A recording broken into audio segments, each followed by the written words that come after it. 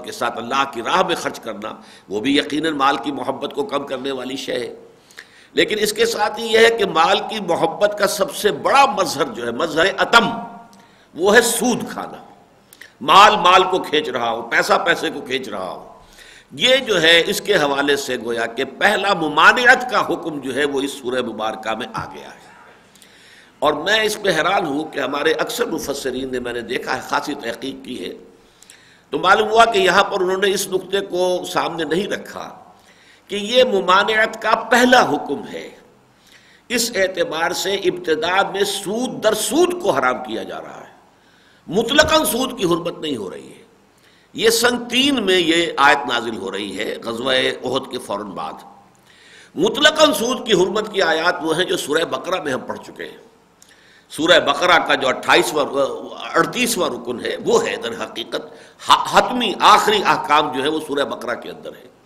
اس کے بعد حتمی جو ہے سود کی حرمت کا جو حکم ہے وہ ثابت ہوا ہے، اور وہ آیات نازل ہوئی ہے حضور کے انتقال سے صرف کوئی 5 مہینے قبل۔ یہی وجہ ہے کہ حضرت عمر کا ہمیں یہ قول ملتا ہے کہ آیت ربا نازل ہوئی اور ابھی ہمیں اس کی پوری تفاصیل کا صحیح علم نہیں ہو سکا تھا کہ ربا کن کن چیزوں میں انوالوڈ ہے کہ حضور کا انتقال ہو گیا، لیکن اس کا نتیجہ حضرت عمر نے کیا نکالا؟ فدعوا الربا والریبا، تو جو سود جس کو تم سمجھتے ہو کہ ہاں سود ہے اس کو تو چھوڑنا ہے ہی، لیکن جس میں شائبہ بھی پیدا ہو جائے، سود کا احتمال بھی پیدا ہو جائے، اسے بھی چھوڑ دو۔ ریب یہ ریبا سے بنا، ریب یعنی شک، جہاں شک بھی ہو جائے تو دعوا الربا والریبا، ربا کو بھی چھوڑ دو، اور جہاں کوئی تھوڑا سا بھی شک ہو جائے کہ یہ ربا کا معاملہ ہو سکتا ہے اس سے بھی بچو، اس لیے کہ حرمت اس کی شناخت جو ہے وہ تو بہت سخت ہے، اس پر تو اللہ اور اس کے رسول کی طرف سے اعلان جنگ ہے، اس پر خلود فی النار کی وعید آئی ہے سورہ بقرہ کے اندر، لیکن وہ آیت آخری ہے۔ میں حیران ہوں، کم سے کم یہ کہ میں نے تمام عربی تفاسیر کا تو جو ہے وہ احصاء نہیں کیا ہے، لیکن اردو کی جو بھی متداول ترجمے اور تفاسیر اور حواشی ملے ہیں ان کو میں نے دیکھا ہے، تو سب سے یہ غلطی ہوئی ہے کہ انہوں نے یہ کہا ہے کہ یہ اصل میں سود کی مطلقاً حرمت تو اس میں ہے، یہ اضعافاً مضاعفہ صرف اضافی طور پر کہہ دیا گیا ہے۔ مثلا مولانا شبیر احمد عثمانی، بلکہ شیخ الہند، کیونکہ یہ حصہ وہ ہے ترجمہ اور تفسیر کا جس کے حواشے بھی شیخ الہند مولانا محمود حسن صاحب نے لکھے، 5 پارے، ترجمہ شیخ الہند کا ہے، یہ بھی میرے سامنے بھی وہی ہے شیخ الہند کا ترجمہ، اور حواشی اکثر یعنی 25 پاروں کے تو شیخ الاسلام مولانا شبیر احمد عثمانی رحمۃ اللہ علیہ کے لکھے ہوئے ہیں، لیکن پہلے 5 پاروں کے خود حضرت شیخ الہند نے لکھ دیے تھے۔ تو انہوں نے حاشیے میں لکھا ہے کہ یہ ایسے ہی ہے جیسے ہی کہہ دیا جائے کہ مسجد میں گالیاں مت بکو۔ اب اس کا یہ مطلب نہیں کہ گالی بکنا باہر جو ہے اس میں کوئی حرج نہیں ہے، بلکہ یہ کسی شے کی شناعت اور اس کے اندر جو خرابی ہے اس کو بڑھا چڑھا کر بیان کرنا۔ مسجد میں گالی دے رہے ہو بھائی، مطلب یہ کہ گالی دینا تو ویسے بھی بری بات ہے، بہت بری بات ہے، لیکن مسجد میں گالی دے رہے ہو، تو یہ گویا کہ اضعافاً مضاعفہ، چڑھتا ہوا سود، دونے پر دونا، دونے پر چوگنا، اس کے جو الفاظ کا اضافہ کیا گیا ہے یہ صرف اس کی اضافی شناعت کو ظاہر کرنے کے لیے، ورنہ مطلقاً جو چیز حرام ہے وہ سود ہے، وہ ہے، بات صحیح ہے، لیکن میرے نزدیک اس آیت سے اس کی حرمت مطلقہ نہیں ہوئی تھی۔ اس میں یہ جان لینا چاہیے کہ جو قرآن مجید میں جو احکام نازل ہوئے ہیں، خاص طور پر جن میں انسداد ہے کسی چیز کا، کوئی چیز عرب میں چلی آ رہی تھی، ان کی عادت میں شامل تھی، ان کے معاملات کے اندر شامل تھی، ان کے معاشرے میں رچی بسی ہوئی تھی، اب اس کو ختم کرنے کے لیے ایک دم حکم نہیں دیا گیا، بلکہ پہلے اس کے لیے فضا تیار کی گئی، پہلے ذہنوں کے اندر اس کی برائی کو کسی درجے میں آشکارا کیا گیا، پھر اس کا ایک حکم دے دیا گیا جس سے معلوم ہو جائے لوگوں کو کہ واقعی یہ معاملہ جو ہے ہمیں ترک کر دینا چاہیے، لیکن ابھی آخری حکم ترک کرنے کا نہیں دیا گیا، پھر کچھ عرصے کے بعد آخری حکم آ گیا۔ اس کی بہترین مثال یہ سمجھیے کہ شراب ہے، شراب ان کی گھٹی میں پڑی ہوئی تھی، یعنی عرب کے اس جاہلی معاشرے میں بھی پینے کی اصل شے شراب تھی۔ جیسے آپ کو ویسٹ میں معلوم ہے کہ آپ جائیں وہاں ریسٹوران میں تو پانی نہیں ملے گا، شراب جتنی چاہے آپ لے لیں، پانی ملنا جو ہے بہت دشوار ہے، اس لیے کہ پینے کی شے تو شراب ہے، پانی تھوڑا ہی ہے، پانی تو دھونے وونے کے کام کے لیے اللہ نے بنایا ہے، باقی پینے کی اصل شے تو شراب ہے۔ یہی معاملہ عرب کے معاشرے کا تھا، اب ان کی گھٹی میں شراب پڑی ہوئی تھی تو ایک دم حکم آ جاتا حرام ہے، تو ظاہر بات ہے کہ اس پر عمل جو ہے بہت دشوار ہو جاتا۔ لہذا دیکھیے کس حسن کے ساتھ، خوبصورتی کے ساتھ سورہ بقرہ میں صرف ایک سوال پوز کیا گیا، یسألونک عن الخمر والمیسر، اے نبی یہ لوگ آپ سے شراب اور جوئے کے بارے میں پوچھ رہے ہیں، قل فیہما اسم کبیر ومنافع للناس، کہہ دیجئے ان دونوں چیزوں میں، شراب میں بھی جوئے میں بھی، بہت بڑے گناہ کی بات ہے۔ البتہ لوگوں کے لیے کچھ نفع بھی ہے، شراب میں بھی کچھ مصلحت ہے، چستی آ جاتی ہے، آدمی چاق و چوبند ہو جاتا ہے تھوڑی پینے سے۔ اور آج کل ویسٹ میں جو ہے وہ یہ کہتے ہیں کہ ہم تو اس لیے پیتے ہیں، باقی جو شراب پی کر مدہوش ہو جانا وہ تو ڈرنکرز جو کہلاتے ہیں، وہ تو ان کے ہاں بھی قابل نفرت سے ہیں۔ وہ تو ایسے پیتے ہیں جسے نشاط رہے طبیعت کے اندر، انسان چوکن نہ رہے اور چاق و چوبند رہے، تو اس میں فائدے کا پہلو بھی ہے۔ لیکن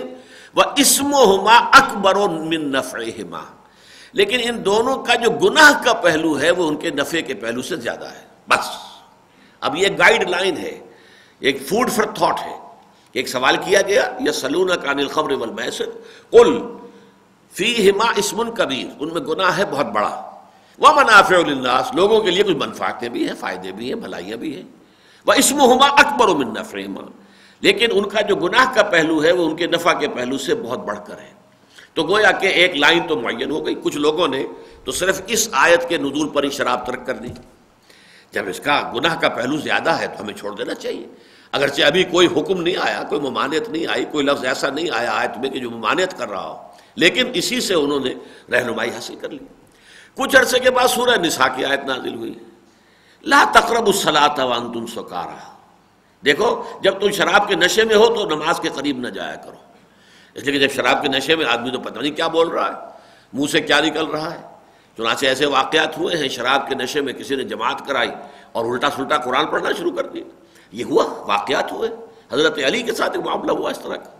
کیونکہ شراب کو حرام تو تھی نہیں اس معاشرے کے اندر۔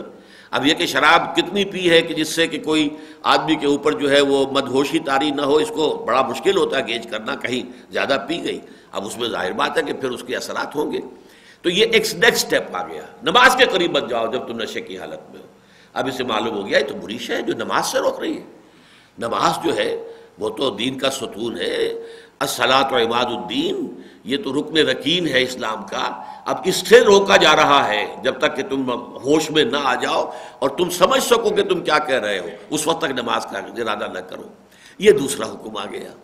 پھر آخری حکم سورہ مائدہ میں آ گیا۔ سورہ مائدہ میں یہ کہ نجس ہیں یہ چیزیں، فَهَلْ أَنْتُم مُنْتَهُونَ، اب چھوڑتے ہو کہ نہیں چھوڑتے؟ بڑے غصے کے ساتھ کہ تمہیں سمجھ لینا چاہیے تھا، پہلی ہی بات پر کچھ لوگوں نے سمجھ لیا تھا، دوسری بات پر کچھ اور لوگوں نے سمجھ لیا، شراب ترک کر دی، لیکن جو لوگ ابھی تک پیے جا رہے ہیں تو ان کے اوپر تھوڑا سا اس اظہار ناراضگی، فَهَلْ أَنْتُم مُنْتَهُونَ، اب باز آتے ہو یا نہیں؟ یہ رجس من عمل الشیطان، یہ شیطان کے اعمال میں سے ہے اور گندگی اور برائی ہے، تو اب باز آتے ہو کہ نہیں؟ یہاں آ کر وہ آخری حکم آ گیا۔ پھر لوگوں نے شراب کے برتن توڑ دیے اور مدینہ کی گلیاں جو ہیں ان کے اندر ندیاں بہہ نکلی شراب کی۔ پھر جنہوں نے 60 برس شراب پی تھی ان کو نے پھر دوبارہ مڑ کر نہیں دیکھا۔ یہ تاریخ کا معجزہ ہے، حالانکہ آج بھی دنیا میں مانا جاتا ہے کہ یہ شراب جو ہے ہیبٹ میکنگ چیز ہے۔ یہی وجہ ہے کہ ہمارے ہاں بھی شراب کی حرمت جب کوئی ہوئی تھی تو پھر بھی اس کے اندر یہ کہ لائسنس جو ہے لے سکتے ہیں آپ، میڈیکل پرمٹ جو ہے، میڈیکل سرٹیفکیٹ کے اوپر پرمٹ مل جائے گا، اس لیے کہ شراب کا جو عادی ہے وہ شراب اگر چھوڑ دے گا تو اس کی صحت کے اوپر برے اثرات وغیرہ وغیرہ۔ لیکن یہ معجزہ ہے کہ وہ قوم جس کی گھٹی میں شراب پڑی ہوئی تھی، جب یہ آخری حکم آیا ہے تو اس کے بعد انہوں نے پلٹ کر نہیں دیکھا، چاہے ساری عمر پیتے رہے تھے۔ لیکن اس معاملے میں جو میں نے آپ کو مثال دی ہے وہ اس لیے معاملہ بہت ہی سادہ اور سیدھا ہے کہ یہ جو مدنی صورتیں ہیں، سورہ بقرہ، آل عمران، نساء اور مائدہ، یہ ترتیب جو ہے ان کی نزولی بھی یہی ہے۔ سب سے پہلے ان میں سورہ بقرہ نازل ہوئی ہے، پھر سورہ آل عمران نازل ہوئی ہے، پھر سورہ نساء آئی ہے، پھر سورہ مائدہ آئی ہے۔ اس لیے یہ آیات جو آئیں کہ سورہ بقرہ میں پہلا حکم آ گیا، صرف ایک ڈائریکٹیو سا آ گیا، ایک بات جنرل جو ہے گائیڈنس آ گئی، یسألونک عن الخمر والمیسر قل فیہما اسم کبیر ومنافع للناس واسمہما اکبر من نفعہما، بس۔ اگلی آل عمران میں کوئی تذکرہ نہیں آیا، لیکن اس کے بعد سورہ نساء میں آیا۔ آل عمران میں فقہی احکام بہت کم ہیں، سوائے اس کے کہ جو ہم یہاں آج پڑھ رہے ہیں۔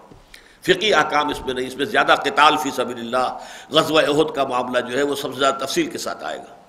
تو یہاں پہ جو ہے سورہ نساء میں فرما دیا گیا لا تقربوا الصلاۃ وانتم سکارى، اب اس کے بعد معاہدہ کے اندر آخری حکم آ گیا۔ تو یہ ترتیب جو ہے یہ صحیح جو ہے ترتیب نزولی کے مطابق جو ہے اور ان صورتوں کی ترتیب کے حوالے سے وہ سمجھ میں آ رہا ہے۔ لیکن یہاں کیا ہوا ہے، ایک تو بات یہ نوٹ کیجئے کہ سود کے بارے میں پہلی آیت جو نازل ہوئی ہے وہ مکی دور میں آ گئی ہے۔ گویا کہ شراب سے زیادہ خراب ہونا اس کا اس سے ثابت ہے